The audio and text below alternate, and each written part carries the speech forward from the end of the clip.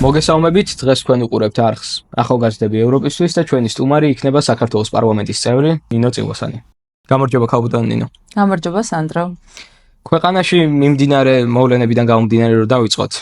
საქართველოს კონსტიტუციის 78 მუხლში წერია, რომ კონსტიტუციურმა ორგანოებმა თავიანთი უფლებამოსილების ფარგლებში უნდა მიიღონ ყველა ზომა ევროპის კავშირსა და ჩრდილოატლანტიკური ხელშეკრულების ორგანიზაციაში საქართველოს სრული ინტეგრაციის უზრუნველსაყოფად. დღეს მოქალაქეების ნაწილი თვლის, რომ ქართულმა ოცნებამ ამ საგარეო კურსს გადაუხვია და ევროსტრუქტურებს გლობალურ ველზე დაუპირისპირდა. რა პასუხი გაქვთ ამ შეხედულებებისთვის? უპირველეს ყოვლისა დიდი მადლობა, რომ თქვენს ამ საინტერესო პროექტში მაღებინებთ მონაწილეობას და ჩემთვისაც საინტერესო არის, რომ თქვენი პლატფორმის მეშვეობით სწორედ იმ კითხვებზე გავცე პასუხი, რომელიც ახლა თქვენ გექნებათ. მათ შორის დავიწყოთ იმით, რაც ჩვენ საქართველოს კონსტიტუციაში ჩავწერეთ. მე მოხარული ვარ, რომ მე ვარ თავად მონაწილე ამ კონსტიტუციის შექმნის პროცესის, მათ შორის მაქვს ხმა მიცემული 78 მუხლისთვის, სადაც გავწერეთ პირველად ჩვენმა პოლიტიკურმა გუნდმა რომ ევროკავშირში ინტეგრაცია არის ქვეყნის პრიორიტეტი და ისეთი მაღალი დონის პრიორიტეტი, რომელიც კონსტიტუციაში ჩაწერას იმსახურებს. იმის და მიუხედავად, რომ იყო ძალიან ბევრი განსხვავებული მოსაზრება, მათ შორის, რადგან კონსტიტუციაში ძირითადად იწერება მუდმივი, ასე ვთქვათ, პრინციპები და მიზნები და ამ შემთხვევაში შესაძლოა ევროკავშირი, როგორც საქართველოს განვითარების ერთ-ერთი საუკეთესო გზა, მაგრამ არა ერთადერთი, არ ყოფილიყო საკონსტიტუციო ჩანაწერის საკითხი, თუმცა ესეც გადაწყდა პოზიტიურად საქართველოს ევროკავშირის ურთიერთობებისთვის პოზიტიურად და ეს ჩანაწერი გაკეთდა. მათ შორის გულდასაწყვეტი არის, რომ ის ადამიანები და ის პოლიტიკოსები, რომლებიც ახლა ჩვენ გვაკრიტიკებენ ამ მიმართულებით, არც ერთი არ არიან ამ კონსტიტუციის ხმის მიმცემები. ანუ, როდესაც რეალურ ნაბიჯებზე დგება საქმე, ნათელი არის, ანუ თუ ფაქტებით ვიმსჯელებთ, ნათელი არის განსაზღვროთ, ვინ ემსახურებოდა საქართველოს გზას ევრო ინტეგრაციის მიმართულებით და ვინ არ იღებდა არანაირ მონაწილეობას, იმის და მიუხედავად თუ რას აცხადებენ ეს ადამიანები საჯაროდ. რაც შეეხება ხალხის და საზოგადოების იმ ნაწილს, რომელიც შეიძლება ვთქვათ, რომ არ არიან კონკრეტული პოლიტიკური მიზნის, მაგრამ რეალურად ფიქრობენ, რომ ქართული ოცნება და ჩვენი პოლიტიკური გუნდი რაღაცა შორდება ამ იდეას. ვიქნები პოზიტიურად, ვიფიქრე პოზიტიურად და ვიტყვი, რომ ეს ადამიანები უბრალოდ შეცდომაში არიან ალბათ შეყვანილები, რადგან ისინი სამწუხაროდ უჯერებენ მათ, ვინც პირველი რომ არც მონაწილეობა აქვთ მიღებული ამ მუხლის შემუშავებაში და მიღებაში და მეორე არც არაფერი არ გაუკეთებიათ საქართველოს ევროკავშირის ურთიერთობებისთვის. თუმცა ამ საზოგადოების ამ ნაწილის სასარგებლოდ შეიძლება ითქვას, რომ რა თქმა უნდა დამაბნეველი იყო და შეცდომაში შემყვანი იყო ის განცხადებები, რომელიც თავად ევროკავშირის რიგი წარმომადგენლებისგან მოდიოდა. და მესმის, როდესაც თქვათ რაღაც დიდი ორგანიზაციის წევრობა გინდა და მისი რომელიმე პოლიტიკური ლიდერი აცხადებს, რომ საქართველოს გადაუხვია ამ გზას, შესაძლოა რომ იყოს გარკვეული ასე ვთქვათ, დაბნეულობის შემომტანი და იმ რაღაც მოსაზრების ჩამოყალიბებას უწყობდეს ხელს, რაც ამ ადამიანებს აქვს. თუმცა კიდევ ერთხელ მინდა თქვენი პლატფორმის მეშვეობითაც თქვა, რომ ჩვენ არ შეგვიძლია ჩვენი დამოკიდებულება საქართველოს და ამ შემთხვევაში ხალხის არჩეული ხელისუფლება რჩება ერთგული იმ იდეის და ეს იდეა არ არის არც ჩვენი არჩევანი, არც რაღაც ამ პატარა მოკლე პერიოდში გაკეთებული არჩევანი, ხო? ეს არის ისტორიული არჩევანი, რაც საქართველოს აქვს და ის რაც საქართველოს და ევროკავშირს და ზოგადად დასავლეთს აერთიანებს, არის გაცილებით უფრო დიდი, მასშტაბური და რაღაცა იდეალისტური, ვიდრე შეიძლება რაღაც რომელიმე პოლიტიკური ჯგუფის ან რაღაცა მოკლე ისტორიული პერიოდის გადაწყვეტილება. ამიტომ ამ კუთხით, რა თქმა უნდა, ჩვენ დასავლური სამყაროს ნაწილი ვართ. დიახ, მაგრამ რო გავუგოთ საზოგადოების ამ ნაწილს, ხო? და რო არ დავაკავშიროთ მაინც და მაინც ვინმე პოლიტიკოსთან ან რაიმე პოლიტიკურ მოძრაობასთან ან პარტიასთან. ხომ ხედავთ, როგორ შეიძლება ადამიანმა ეს აღიქვას, რომ მიუხედავად იმისა, რომ ეს ჩანაწერი კონსტიტუციაში ქართული ოცნების გაკეთებულია, კონსტიტუცია არის ქვეყნის ფუნდამენტური კანონი და კანონი ძალიან კონკრეტული რამაა, ხო? ყველა ზომა და მიუხედავად ამ ჩანაწერისა, ქართულმა ოცნებამ შეწყვიტა მოლაპარაკებები ევროკავშირთან, ევროკავშირში გაწევრიანების. მოდით ესე ვთქვათ, შეწყვეტა არასწორი სიტყვაა, თუმცა ხშირ შემთხვევაში ამას იღენებენ. ჩვენ რაც გავაკეთეთ იყო ის, რომ მოდით, რადგან თავად არ გვიხსნით მოლაპარაკებებს და ეს გარკვეულწილად გამოიყენება გარკვეული ზეწოლის, ზემოქმედების თუ რაღაც მათი პოზიციის ჩვენზე არასწორად გატარების საფუძვლად, ჩვენ არ მოვითხოვთ ამას, თუმცა გავაკეთებთ ყველაფერს, რომ როგორც და როცა კი თქვენ გადაწყვეტთ, რომ მოლაპარაკებები გახსნათ, საქართველო იყოს მზად ამ პროცესისთვის, მათ შორის ვიყოთ მზად ინსტიტუციონალურად იმ რეფორმების მიხედვით, რომელიც ასოცირებაში გაიწერა და რომელიც ეტაპობრივად ახლდება. და რა თქმა უნდა, ეს მზაობა და ზოგადად ეს პროცესი გვაძლევს საშუალებას, რომ უფრო მეტად გავხდეთ ევროპის ნაწილი, ვიდრე ეს შეიძლება 1 ან 2 წლის წინ იყო და თავისთავად ის გაწერილი roadmap-ი, რომელიც ასოცირების შეთანხმების შესაბამისად გვაქვს, არის ჩვენთვის ძალიან კარგი გზამკვლევი. და კიდევ ერთხელ ვიტყვი, რომ განცხადება, რომელიც პრემიერ-მინისტრმა გააკეთა 28 ნოემბერს, რასაც შემდგომ სრულებით შესაძლოა მოსალოდნელადაც, მაგრამ სრულებით არაადეკვატურად მოყვა ის რეაქცია, რაც მოყვა, გულისხმობდა იმას, რომ მოლაპარაკებების გახსნა, თუნდაც ვიზა ლიბერალიზაცია ან რაღაცა ერთი კომპონენტი არ შეიძლება გამოიყენებოდეს ზემოქმედების მექანიზმად და თუ გვინდა რომ ჩვენ ღირსეული და გარკვეულწილად პარიტეტულ საფუძვლებზე ვიყოთ და ორივე მხარეს გქონდეს ჩვენი რაღაცა ღირსება, პრინციპები და მოლაპარაკების მეტნაკლებად ერთნაირი სასტარტო წერტილები, ჩვენ გვინდა რომ ჩვენი ინტერესიც იყოს გათვალისწინებული. მათ შორის იმ კუთხით რომ რაღაცა გარკვეული ბენეფიტები არ იყოს გამოყენებული ჩვენივე საწინააღმდეგოდ. ამიტომ ჩვენ მზად ვართ მოლაპარაკებისთვის და ასევე საინტერესო იყო, არ ვიცი, რამდენმა ჩვენი მაყურებლებისგან რამდენმა იცის ან მიუქცევია ყურადღება, მალევე სულ რამდენიმე დღეში იყო მთავარი მესიჯი, რომ გახსენით მოლაპარაკებები და დღესვე ვაწერთ ხელს. ეს ნიშნავდა სწორედ იმ ინტერპრეტაციების სრულად განულებას, რომ თითქოს ჩვენ არ ვიყავით რამისთვის მზად, როგორც კი გაიხსნებოდა, ჩვენ პრინციპში ვაწერდით ხელს. ამიტომ ეს კიდევ ერთხელ ადასტურებდა ჩვენს мотивაციას ევროკავშირისკენ სვლის პროცესში. დიახ, მაგრამ თქვენ თქვით, რომ ევროკავშირი ცდილობდა საკუთარი პოზიციის გატარებას. რა თქმა უნდა, ევროკავშირი ცდილობს საკუთარი პოზიციის გატარებას. ის კრიტერიუმი, რომლითაც ქვეყანა წევრიანდება ევროკავშირში, არის რომ ამ პოზიციას უნდა იზიარებდეს ეს ქვეყანა. აქედან გამომდინარე, ესე იგი ჩვენ ვეწინააღმდეგებით ევროკავშირის ღირებულებებს? მოდით ესე ვთქვათ, ეს იქნება პოლიტიკური მოლაპარაკებები, ბიზნეს მოლაპარაკებები თუ ყველა სახის მოლაპარაკებები, სადაც მხარეებია. ანუ ყველა მხარეს აქვს თავისი ინტერესი და არის რაღაც გარკვეული პირობები. მათ შორის ჩვენსა და ევროკავშირს შორისაც ეს პირობები ნათელი იყო, მაშინ როცა ჩვენ მოვაწერეთ ასოცირების შეთანხმებას ხელი და ძირითადი პრინციპები სწორედ ამ შეთანხმებით გაიწერა და ამავდროულად ჩვენ არაფერს არ დავთანხმებულ ვართ ისეც რაც შეიძლებოდა ჩვენი რაღაც ზოგადი პრინციპების წინააღმდეგ ყოფილიყო და ამავდროულად არ მოველოდით რომ გაგვიუარესდებოდა გარკვეული პირობები. მაგალითად რას გულისხმობ? რამ გამოიწვია ერთ-ერთი ყველაზე დიდი კრიტიკის ქარცეცხლი, ხო? მაგალითად იმან რომ ჩვენ მივიღეთ კანონი LGBT პროპაგანდის წინააღმდეგ და ოჯახური ღირებულებების დასაცავად. არსად, ასე ვთქვათ, პირველად მოლაპარაკებაში ჩვენთვის არავის არ უთქვამს, რომ როდესღაც დადგებოდა მომენტი, რომ ჩვენ ქვეყანას უარი უნდა ეთქვა ოჯახურ ღირებულებებზე, ხო? იმიტომ რომ ჩვენ ზუსტად ოჯახურ ღირებულებებზე აწყობილი და მორგებული საზოგადოება ვართ და რეალურად რამაც გადაგვარჩინა, ის ზუსტად ეს არა ინდივიდუალისტური სოციუმი ვართ, არამედ უფრო ოჯახურ პრინციპზე და თემურ პრინციპზე დაფუძნებული, ხო? შესაბამისად, ეს იმდენად მნიშვნელოვანი არის ჩვენი სოციალური ქსოვილის შესანარჩუნებლად, რომ ეს შეიძლება პირდაპირ დარტყმა ყოფილიყო ჩვენი იდენტობისთვის, ამიტომ ამაზე არც თავდაპირველ მოლაპარაკებაში ყოფილა, რომ ვინმე ამას მოგთხოვდა და ამისი ლეგიტიმური უფლებაც ჰქონდა, რომ ეს დაგვეცვა და ეს უსამართლობად იყო ჩვენი მხრიდან აღქმული, თუ ამას ვინმე მოგთხოვდა. ესე იგი, თუ ევროკავშირი, ნუ როგორც თვითონ ეძახიან LGBT თავისუფლებას, თუ ევროკავშირი ამას მიიჩნევს აუცილებელ კრიტერიუმად ქვეყნის ევროკავშირში გაწევრიანებისთვის, მაშინ ჩვენ აღარ გვინდა ევროკავშირში გაწევრიანება. ამას ხალხი წყვეტს, ჩვენ ისევე როგორც ყველა შემთხვევაში ვართ ხალხის დავალების შემსრულებელი და გარკვეულწილად მნიშვნელოვანი, ასე ვთქვათ, რეფერენდუმი იყო, ხო, არჩევნები. როდესაც ჩვენ წინასწარ გვქონდა გაცხადებული, რომ ღირსებით ევროპისკენ, ანუ ეს არ გულისხმობდა, რომ ყველა პირობით ან საფუძვლით ან ნებისმიერი პირობით შეგვეძლო რომ ეს გადავშვებულიყავით თავით, ხო?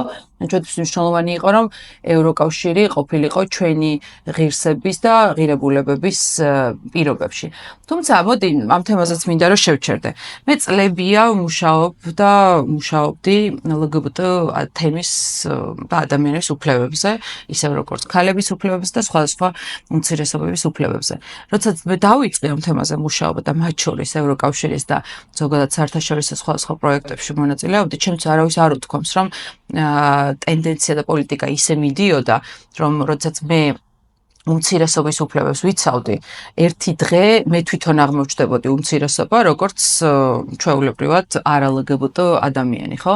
ამიტომ ჩემთვის მნიშვნელოვანი არის, რომ დავიცვათ ყველა ჯგუფის ინტერესი, ეს იქნება სექსუალური ორიენტაციის თუ სხვა ნებისმიერი ორიენტაციის ადამიანის, ისე როგორც რელიგიური და სხვადასხვა, მაგრამ ჩემთვის მნიშვნელოვანი არის, რომ ის რაზეც დაფუძნებული არის ჩვენი ქვეყანა და ეს არის ქალისა და კაცის ოჯახური ღირებულებები და ურთიერთობები, ეს იყოს საფრანგეთად გარანტირებული და ვიღაცის უფლების დაცვამ არ გადაკვეთოს უმრავლესობის და არ დააზიანოს უმრავლესობის უფლება. შიდა პოლიტიკის თვალსაზრისით გასაგებია ეს მიდგომა. მაგრამ აი ისევ ევროკავშირს რო დაუბრუნდეთ. ესე იგი, თუ ევროკავშირისთვის აუცილებელი კრიტერიუმია, რომ ჩვენ მივიღოთ მათი პოზიცია ამ LGBT თემაზე, მაშინ ესე იგი აღარ გვინდა ჩვენ ევროკავშირში გაწევრიანება ამ კონდიციების ქვეშ. მოდით ესე ვთქვათ, თავად ევროკავშირის პირობებშიც არიან სახელმწიფოები, ვინც შეინარჩუნეს თავისი რაღაც პრინციპული საკითხები, მათ შორის თუნდაც ვთქვათ LGBT თემთან მიმართებით, რომ არ მოხდა პირობითად LGBT ქორწინების დაკანონება და ასე შემდეგ, ასე შემდეგ. ამიტომ მე ვთვლი, რომ სრულებით შესაძლებელია, თუ ჩვენ სათანადოდ და ყველა ერთად დავიცავთ ჩვენს ასე ვთქვათ პრინციპებს და ყველა გავერთიანდებით და არ ვიქნებით ისეთ დაგსაქსული, როგორც ეხლა. პირობითად ჩვენ ყველას ერთად რო გვეჩვენებინა, რომ რაღაცეები იმდენად მნიშვნელოვანი არის, რომ მოლაპარაკების მეორე მხარეს მყოფი დიდი გაერთიანება უნდა წამოვიდეს ამ პირობაზე, რომ შეგვინარჩუნოს ჩვენი იდენტობის რაღაცა მნიშვნელოვანი კომპონენტები. მე ვფიქრობ, რომ გაცილებით ადვილად მოვიგებდით ამ ბრძოლას, თუმცა მეორე აუცილებელი ფაქტორი ისიც არის, რომ ადამიანები და ლიდერები იცვლებიან. მე მჯერა, რომ ევროკავშირი სწორედ ქვეყნების და ერების უნიკალურობის და განსხვავებულობის დამცველი გაერთიანება არის და არა ის, რომელიც მზად არის, რომ გადათელოს და ფეხქვეშ გათელოს ის ტრადიცია, ის კულტურა, რითიც მოსულ ხარ. და რომელიც თავადაც მოწონთ, ხო? ჩამოდიან, ტკბებიან ჩვენი სიმღერებით, ცეკვებით, სამზარეულოთი, ისტორიით, ღვინით, ასე შემდეგ, ასე შემდეგ. იმიტომ ვართ ამ ყველაფერში ესეთი მრავალფეროვანი, რომ ზოგადად ძალიან ინდივიდუალური ერი ვართ და თუ ამ ინდივიდუალურობას ვინმე დაგოკარგინებს, უკვე არც მათთვის აღარ ვიქნებით საინტერესო. ამიტომ მე ვფიქრობ, რომ ორმხრივი ინტერესი არის, რომ საქართველოს არ დაკარგოს თავისი ინდივიდუალურობა. დიახ, მაგრამ ანუ აქედან გამომდინარე არის რაღაც კონდიციები, ანუ თვითონ ეს სლოგანი ხო ღირსებით ევროპისკენ. იგულისხმება, რომ არის რაღაცა, რაზეც არ ვართ ჩვენ წამსვლელი, იმისთვის რომ გავწევრიანდეთ ევროკავშირში. ღირსების შალახვაზე ნამდვილად არ ვართ წამსვლელი. აქედან გამომდინარე, ყველა ზომა არასწორი ფრაზირება გამოდის. თქვენ ფიქრობთ, რომ მიზანი ამართლებს საშუალებას, ანუ ყველაფერი შეგიძლია გამოიყენოს შენი ბიზნეს მისაღწევად? არა, რა თქმა უნდა, არა, მაგრამ კონსტიტუციაში ზუსტად წერია ყველა ზომა. ყველა ზომა იმისთვის, რაზეც შევთანხმდით. იმიტომ რომ ჩვენ კონკრეტული შეთანხმება გვაქვს ევროკავშირის პირობებშიც და პირობების გაუარესება იმგვარად, რომ შეიძლება საკუთარ თავზე მოგიწიოს უარის თქმა, მე მგონია, რომ არ გულისხმობს ამას. და აქამდეც ვამტკიცებთ იმას, რომ ფაქტობრივად მთელი კანდიდატი, აი ამ კანდიდატის სტატუს ქვეყნებს შორის საქართველო არის ერთ-ერთი ყველა საუკეთესო მაჩვენებლების. ამიტომ კიდევ ერთხელ თავმოთ ვიტყვი, რომ ჩვენ ყველა ღონეს ვხმარობთ ამისთვის. და მაშინ ისევ 78 მუხს რომ მიუბრუნდეთ. თქვენი აზრით, ეროვნულ ღირებულებებთან და სუვერენიტეტის აუცილებლობასთან თანხვედრაშია თუ არა ეს მუხლი, იმიტომ რომ ნებისმიერ არჩეულ მთავრობას ავაუდებულებს, რომ მიისწრაფოდეს ევროკავშირისკენ, რომც ეს აღარ იყოს ქართული ხალხის ნება. მთავრობა ქართული ხალხის ნების აღმსრულებელია და შესაბამისად არ შეიძლება რომ თავად დემოკრატიის ფუნდამენტურ პრინციპზე უფრო მაღლა იდგეს რაღაცა. ის კონსტიტუციაც არის კანონი, რომელიც ხალხის მიერ არჩეული, ასე ვთქვათ, ხელისუფალით ფორმირდება, ხო? თუ ხალხი სხვა რაღაცას გადაწყვეტს და ამ ქვეყნის უმრავლესობა სხვა პოზიცია იქნება და ასევე მინდა გითხრათ, რომ ზოგადად ქვეყნის განვითარების ფორმულაში ბევრი რაღაცა ფაქტორი შეიძლება იყოს ცვალებადი, ანუ ცვლადია რაღაცა გაერთიანება, ცვლადია რაღაცა კონკრეტული ეკონომიკური მიზანი, რაც არის უცვლელი და მუდმივი, ეს არის შენი სამშობლო. ამიტომ ამოსავალი წერტილი და ცენტრი, რაზეც აი ეს ფორმულა ტრიალებს და ცვლადები შეიძლება სხვადასხვა იყოს, იქიდან გამომდინარე რა ინტერესი გაქვს და შენი ქვეყანა როგორ გინდა რომ განავითარო, ხო? და მოდი გულწრფელად ვთქვათ, ევროკავშირი იმიტომ გახდა ასეთი დიდი იდეა, რომ ეს უნდა ყოფილიყო ჩვენი ქვეყნის უფრო მეტი კეთილდღეობის წინაპირობა. მაგალითად ის რომ უნდა გქონოდა ძლიერი ეკონომიკური ქოლგა, უნდა გქონოდა რაღაცა მყარი პარტნიორობა და მათ შორის ვთქვათ ნატოსთან ერთად, რომელიც ეს არის სამხედრო დაცვის მექანიზმი, ამას უნდა უზრუნველყო ჩვენი ქვეყნის მშვიდობიანი განვითარება. ამიტომ თავად მიზანი იმდენად უნიკალურია, რომ ამ მიზანს შესაძლოა სხვა კომპონენტებით ავსებდე.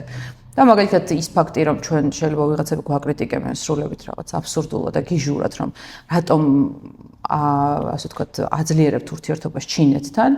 ანუ მე ვფიქრობ, რომ სრულიად რაციონალური ახსნა აქვს ამ ყველაფერს, იმიტომ რომ ეს გვაძლევს რაღაც ბევრი მიმართულების დივერსიფიცირების საშუალებას და თუ ადამიანი ანუ ელემენტარულად ანუ საკუთარი რაღაც მიკრო სამყაროთიც იმსჯელებს, ყველა შემთხვევაში ეს თავისი ურთიერთობებია, ბიზნეს ურთიერთობები თუ დიდი პოლიტიკა შენი ინტერესების დაცვა გულისხმობს იმას, რომ არ იყო არაფერ ერთზე ისე დამოკიდებული, რომ მან შეიძლება რომ სრულებით დაგაქციოს და რაღაც გაგანადგუროს, ხო?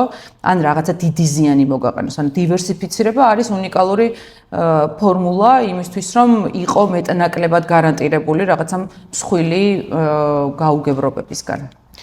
აქედან გამომდინარე ფიქრობ თუ არა, რომ აი მაგალითად ამ მუხლის ფრაზირება შესაძლებელია.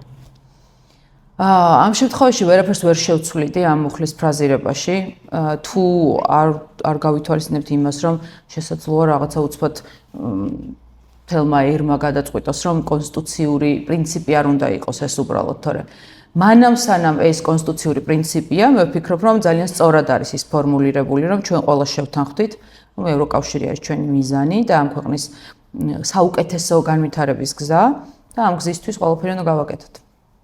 ქართული ოცნების მხარდამჭერები ხშირად ამბობენ, რომ ჩვენი დღევანდელი მთავრობა ნეიტრალურ პოლიტიკას ატარებს, მოძრაობაც კი არსებობს, რომელიც საკმაოდ სიმპათიით არის განწყობილი მთავრობის მიმართ, ერთიანი ნეიტრალური საქართველო. თქვენი აზრით ეს სწორი აღწერაა ჩვენი საგარეო პოლიტიკის ნეიტრალურობა? არა, ეს ვერ იქნება სწორი აღწერა, იმიტომ რომ ჩვენ არ გვაქვს ნეიტრალური პოლიტიკა, ჩვენ თუნდაც იმიტომ რომ კონსტიტუციაში გვაქვს ზუსტად ეს ჩანაწერი და ასოცირებით და ბევრი ვალდებულებით ვართ კონკრეტული დასავლური მხარე. რა თქმა უნდა, ვერ ვიქნებით ნეიტრალური. თუმცა ჩვენი პოლიტიკა და რასაც ალბათ ქართული ოცნების ამორჩევლის უმრავლესობა აღწერდა, ეს იქნება ფრთხილი და დაბალანსებული. ეს არ გულისხმობს იმას, რომ საერთოდ არ მაქვს პოზიცია, ხო?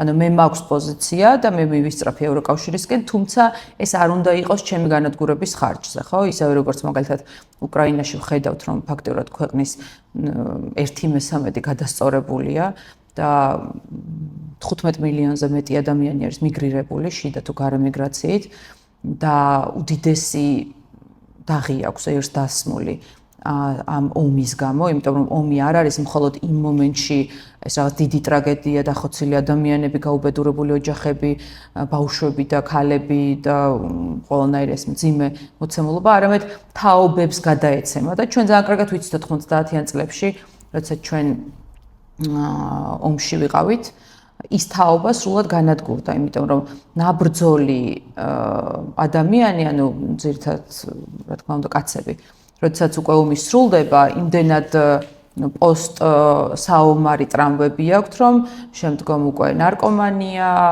ანუ ალკოჰოლის მიმართ დამოკიდებულება და ბევრი სხვა პრობლემა იჩენს თავს, რომელიც ფაქტიურად ანუ თლიან თაობას ანადგურებს და ჩვენ ამის მომსწრენი ვართ. ამიტომ ჩვენი სიფრთხილე და გარკვეული დაბალანსებულობა ჩვენს პოლიტიკაში გამომდინარეობს იქიდან, რომ ყველაფერი გავუკეთოთ, რომ ეს ავირიდოთ თავიდან. დიახ, მაგრამ აი ამ ბალანსის ძიებაში ხომ შეიძლება რომ არასწორ მხარეს გადავდგათ ნაბიჯი, მაგალითად საზოგადოების იგივე ნაწილი ხშირად აკრიტიკებს საქართველოს ახლო ურთიერთობებს ჩინეთთან, რაც აქამდე ახსენეთ. ეს ურთიერთგამომრიცხავი არ არის, რომ ჩვენ მივისწრაფვით ევროკავშირისკენ, მაგრამ ამასთანავე ახლო ურთიერთობებს ვაწარმოებთ ჩინეთთან. ბალანსის დროს ერთადერთი ეს რაზეც სწორება უნდა გააკეთო, ეს არის შენი ქვეყანა. ამიტომ გარწმუნებთ, რომ ფიზიკურად შეუძლებელი არის ბალანსი დაკარგო, თუ სწორება გაქვს სწორი, ასე ვთქვათ, ფაქტორისკენ. ანუ ქვეყნის, საკუთარი ქვეყნის ინტერესებისკენ. მაგრამ რაც შეეხება ჩინეთს, ნუ სასცილო ის არის, რომ მაგალითად ჩინეთთან თავად ევროკავშირს აქვს პარტნიორული ურთიერთობა, მათ შორის ყველაზე მსხვილი ქვეყნებიდან, გერმანიიდან, ძლიერი ქვეყნებიდან დაწყებული, ყველა სხვა დანარჩენს აქვს ეკონომიკური თანამშრომლობა. და რა თქმა უნდა ეს მათივე დამოკიდებულება ჩინეთთან როგორც ერთ-ერთ მსხვილ მსოფლიო აქტორთან პირდაპირ გვათქმევინებს იმას რომ ის რისთვისაც ჩვენ გვაკრიტიკებენ მათ თავს გაცილებით უფრო მძაფრად ხდება ვიდრე ჩვენ შემთხვევაში. და თქვენ ასევე ახსენეთ რომ ნუ საგარეო პოლიტიკის ბალანსი უნდა იყოს რა თქმა უნდა ჩვენი ქვეყანა და აქედან გამომდინარე უნდა ვაწარმოოთ საგარეო პოლიტიკა და ხშირად გვესმის საუბარი ზოგადად ეროვნული სუვერენიტეტის შენარჩუნების შესახებ. საუბარი იმაზე თუ როგორ ცდილობენ კონკრეტული ძალები თუნდაც ევროკავშირში, თუნდაც ამერიკის ყოფილ ადმინისტრაციაში, რომ ჩვენ სუვერენიტეტი შეზღუდონ. რაში გამოიხატება ეს მცდელობები? ზოგადად სუვერენიტეტი არის შენი დამოუკიდებლობის ხარისხი მიიღო გადაწყვეტილებები. და რა თქმა უნდა ეს შეგრძნება გქონდა არა მხოლოდ ჩვენ მოსახლეობის დიდ ნაწილსაც, როდესაც პირობითად ჩვენი შიდა პოლიტიკური საკითხები, ისეთი როგორიც არის რომ მაგალითად ოჯახური ღირებულებები უნდა დავიცვათ, ან პირობითად ის რომ ქვეყანაში დაფინანსება რო შემოდის, უნდა იცოდეს ქართულმა ხალხმა და საზოგადოებამ რაში იხარჯება უცხოური ფინანსები და ასე შემდეგ და ასე შემდეგ, აღნიშნული საკითხები იქნა ჩვენს მიმართ თავდასხმის საფუძველი, ხო? ამიტომ რა თქმა უნდა ის რისთვისაც ჩვენ გვაკრიტიკებდნენ, ლოგიკურად იქნა აღქმული, რომ ეს იყო ჩვენი შიდა საკითხებში გადაწყვეტილების მიღების პროცესში ჩარევა. და ანუ მათ შორის პირობითად საარჩევნო პროცესში ჩარევაც საკმაოდ მძაფრი იყო, რაც ნუ პირდაპირ მიგვანიშნებს იმას, რომ სუვერენიტეტი თუ ის არის რომ ხალხმა ისე როგორც ხალხს არჩეულმა მთავრობამ უნდა მიიღოს რაღაც მიკროდონეზე მაინც თავისი გადაწყვეტილებები ამ პროცესში ჩარევა არის ძალიან უხეში გამოხატულება იმისა რომ უბრალოდ არღვევენ შენ საზღვრებს და საზღვრები არ არის მხოლოდ ტერიტორიული საზღვრები არის ზუსტად აი ის გადაწყვეტილების მიღების პროცესი, სადაც რაღაცა დონის დამოუკიდებლობა და ლავირების საშუალება გაქვს და როდესაც გარკვეულ მარწუხებში გაყენებენ, რომ შენ არ შეგიძლია არაფერი გააკეთო და პირობითად დეპუტატები სანქცირდებით იმის გამო, რომ უბრალოდ მიიღე კანონი, რომელსაც ქართულმა ხალხმა თავუჭირა მხარი და ფაქტობრივად ანუ ეს რეფერენდუმიც იყო გარკვეულწილად, ხო? ანუ არჩევნები, იმიტომ რომ ჩვენ არჩევნებამდე მივიღეთ ოჯახური ღირებულებების კანონი და თუ საზოგადოებას და ამორჩეველს არ მოწონდა ეს, მათ შეეძლო გადაერჩია ქართული ოცნება, თქვათ აერჩია სხვა, ეს ყოფილიყო რაღაცა მასშტაბური ესეთი პოლიტიკური აქტი მათი მხრიდან და შეეცვალა ის გადაწყვეტილებები, რომელიც ჩვენ მივიღეთ. მაგრამ ამ შემთხვევაში საზოგადოების ის ნაწილი, რომელიც არ გეთანხმებათ, იტყოდა, რომ ევროკავშირის მთელი იდეა დგას გაზიარებული სუვერენიტეტის კონცეფციაზე. ევროკავშირის გადაეცემა მხოლოდ ის კომპეტენციები, რომლებსაც მას წევრი სახელმწიფო ნებაყოფობით გადასცემს. და ზოგადად ევროკავშირში თუ გვინდა ჩვენს შესვლა, ჩვენი შიდა პოლიტიკა თანხვედრაში უნდა იყოს იმ შიდა პოლიტიკასთან, რომელსაც ევროკავშირი ატარებს და მხარს უჭერს თავის საზღვრებს შიგნით. აქედან გამომდინარე, აუცილებელია, რომ ჩვენ მოვერგოთ იმ დირექტივებს, რაც წამოვა ევროკავშირიდან, თუ გვინდა რომ გავწევრიანდეთ. აი ძალიან საინტერესო სიტყვა ახსენეთ, მოვერგოთ დირექტივებს. ზუსტად დირექტივები არის, რაც იყო ჩვენთვის, ასე ვთქვათ, roadmap-ი იმისა თუ რა ცვლილებები უნდა მიგვეღო, რა კანონები უნდა გაგვეკეთებინა, გაგვახორციელებინა, როგორი პოლიტიკით უნდა წავსულიყავით და ამ კუთხით ვერ ნახავთ ჩავარდნას ჩვენს პოლიტიკაში.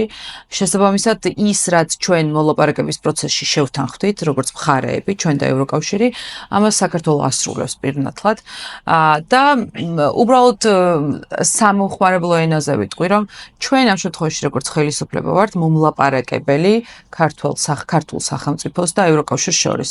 როგორც მომლაპარაკებელი, რომელიც უნდა იყოს მაქსიმალურად თავისი მხარის პირობების დამცველი და გამტარებელი, ჩვენ ვცდილობთ, რომ მაქსიმალურად დიდი სუვერენიტეტის შენარჩუნებით შევიდეთ ამ გაერთიანებაში და ასე ვთქვათ, გამოვივაჭროთ უკეთესი პირობები და აი ამ მოლაპარაკების პროცესში თუ რაღაცა ჯგუფებიც შემოგვიერთდებიან და პირიქით არ შეეწინააღმდეგებიან ამ მნიშვნელოვან პროცესს და იდეას, რომელიც საკუთარი ქვეყნის ინტერესების დაცვას გულისხმობს, ალბათ გაცილებით უფრო გაგვიადვილდება მათ შორის ჩვენს პარტნიორ ქვეყანასთანაც უკეთესი პირობებით გამოსვლა და ეს არის ერთადერთი მიზანი, რასაც ჩვენ ამ შემთხვევაში ვაკეთებთ. აქედან გამომდინარე სწორი აღწერა იქნებოდა, რომ საქართველოს ხელისუფლება და აქედან გამომდინარე ქართველი ხალხის ნება არ არის თანხვედრაში იმ ღირებულებებთან, რომელიც დღეს პოპულარულია ევროკავშირში და რომელსაც მხარს უჭერენ მაგალითად ურსულა ვონ დერ ლაიენი და ევროკავშირის მმართველი კლასი. იცი რა, პირიქით ვიტყოდი, რომ იმდენად დრამატულად შიფთინგი მოხდა თავად ევროკავშირის პრინციპებში და ისეთ მოკლე პერიოდში, რომ მე ვფიქრობ, რომ ეს აუცილებლად ასე ვთქვათ, დარევერსდება ევროკავშირის პირობებშივე. და ფაქტიურად ტრამპის გამარჯვებამ ამერიკაში სრულებით შეცვალა ის რაღაცა გიჟური დღის წესრიგი, რაც ბოლო რამდენიმე წლის მანძილზე არა მხოლოდ ჩვენ არამედ მთლიანად რაღაც მსოფლიოს მოახვიეს, ხო? ფაქტიურად გამოქაჩული ზამბარასავით იყო ის ძალიან კაბალური პირობები, რომელშიც ევროკავშირს, კანდიდატის ქვეყნებს თუ ზოგადად მათ მოკავშირე სახელმწიფოებს აყენებდნენ, ხო? ანუ ის პრინციპები, რომელსაც თავს გვახვევდნენ და ფაქტიურად ეს გამოქაჩული ზამბარა უკანვე მოხვდათ ისეთი ძალით და მოხვდა მათ შორის იმ ორგანიზაციებს, რომელიც ამ იდეების გამტარებელი და გარკვეულწილად ლობისტები იყვნენ, ხო? მაგალითად USAID, NEDI და ფაქტიურად ინსტრუმენტები, რითიც რაღაც გარკვეული პოლიტიკური ძალები სხვა ქვეყნებზე ცდილობდნენ ეს თავისი იდეოლოგიები მოეხვიათ თავს. თუმცა ამავდროულად მნიშვნელოვანი არის ის ვთქვათ, რომ უკვე იდეოლოგიაც აღარ ერქვა ამ ყველაფერს. ფაქტიურად რელიგიაში გადასული ასე ვთქვათ, საკითხები ქონდათ. რა არის განსხვავება რელიგიას და იდეოლოგიას შორის? ხო, იდეოლოგიაზე შეგიძლია იმსჯელო, რაღაცა დააჩელენჯო, კითხვა დასვა, დააყენო ეჭვის ქვეშ. და ამ შემთხვევაში ფაქტიურად რელიგიასავით, რომელიც კითხვის ნიშნის ქვეშაც არ აყერებს, ხო? ანუ რელიგია არის რაღაცა, რაზეც თანხმდებით და დისკუსიის საშუალებას არ გაძლევს რელიგია, ესეთი ასე ვთქვათ, ფორმატია, ხო? ამ შემთხვევაში აი ის რაღაცა პრინციპები, რომელიც უბრალოდ იდეოლოგია უნდა ყოფილიყო და შეგვძლებოდა რომ გვემსჯელა, მომწონს, არ მომწონს, ამ დოზით მომწონს, ამ ფორმით მომწონს, ეს ყველაფერი მოგვახვიეს როგორც რელიგია და სამწუხაროდ პირდაპირ დაუპირისპირდა იმ რელიგიას, რომელმაც საქართველო აქამდე მოიყვანა და სამწუხაროდ იმ რელიგიას, რომელიც ევროპას შექმნა, ხო? ანუ ქრისტიანული რელიგია, რომელიც ჩვენი ყველას ბაზისი არის და რამაც შექმნა მთლიანად ის ღირებულებების სქემა და ღირებულებათა კასკადი, რაზეც ყველა ჩვენ ვართ დაფუძნებული დასავლურ სამყაროს გულისხმობ.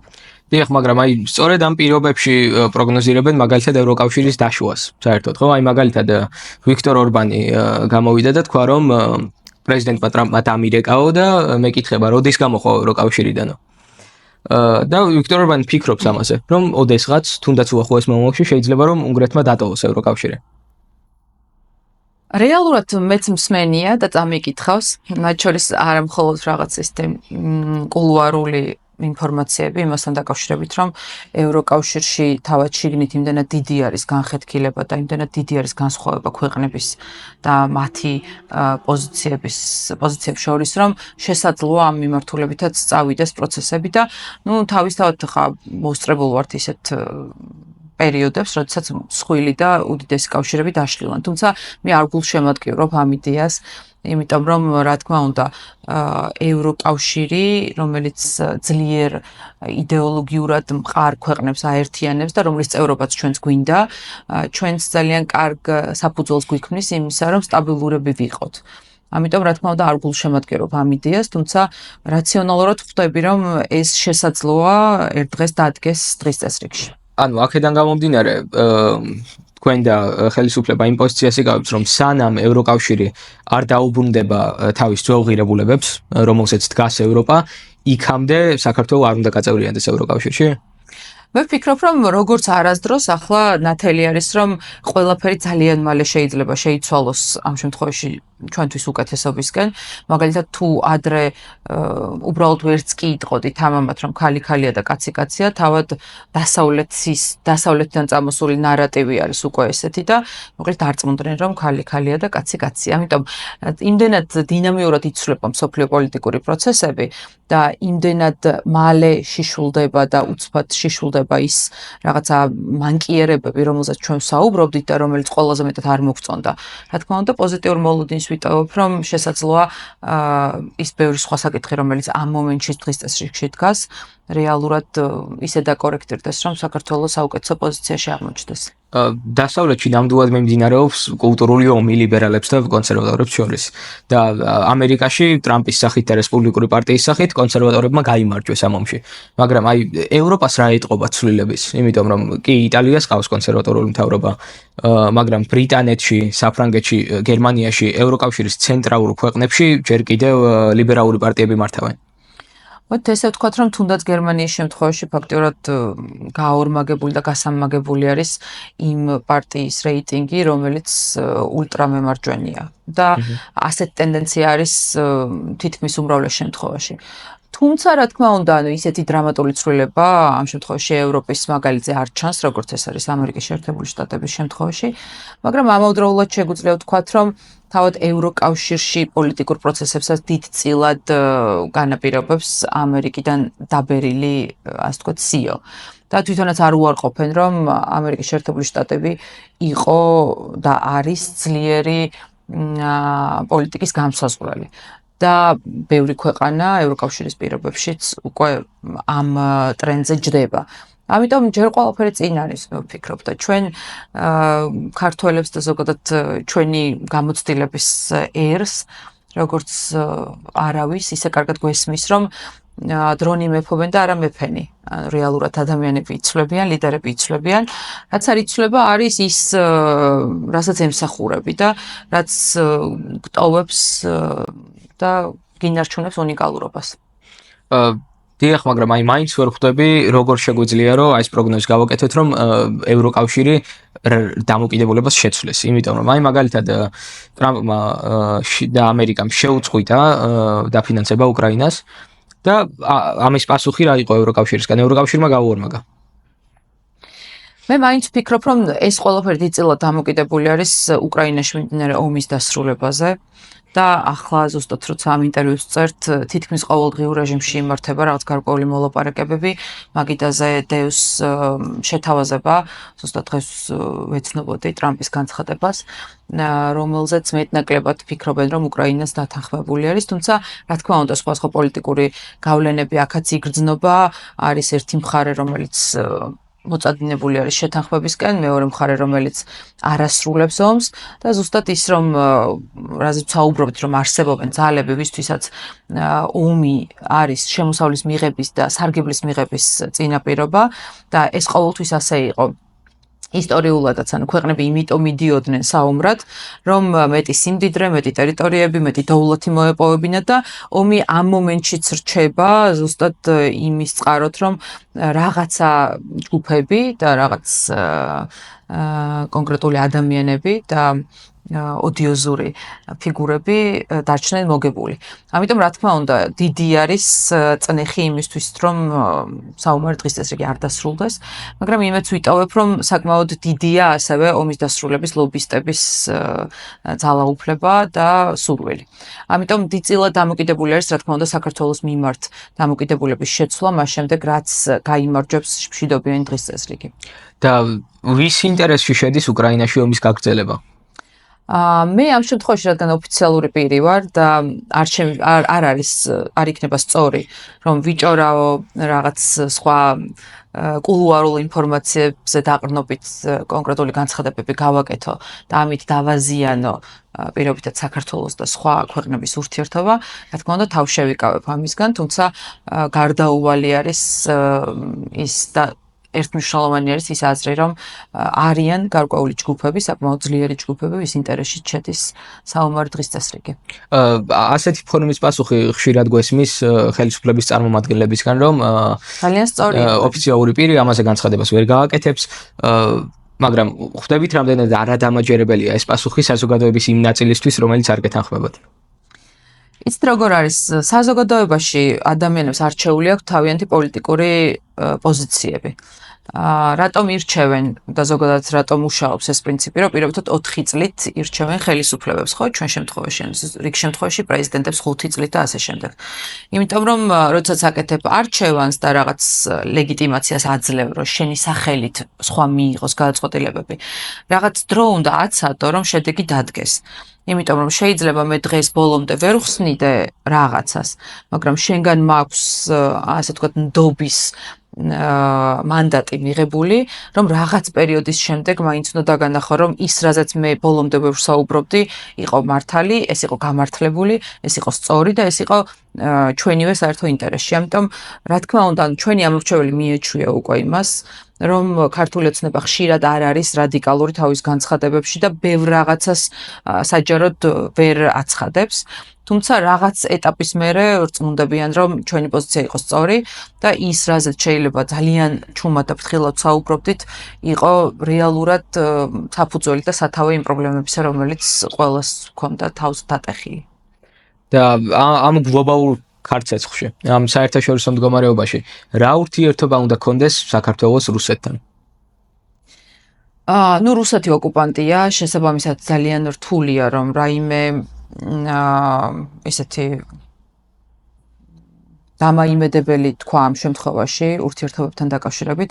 თუმცა ერთი რაშიც დარწმუნებული ვარ, არის ის, რომ ჩვენი ოკუპირებული ტერიტორიების დაბრუნება ნამდვილად არ მესახება ომით, იმიტომ რომ ეს მიუღებელია, რომ შენივე ქვეყნის ნაწილს, შენივე სხეულის ნაწილს აფხაზებს და ოსებს რაიმე საომარი მოცემულობით დაუპირისპირდა. ამიტომ ერთადერთი რაც გაგვაერთიანებს არის კონკრეტული შეთანხმება.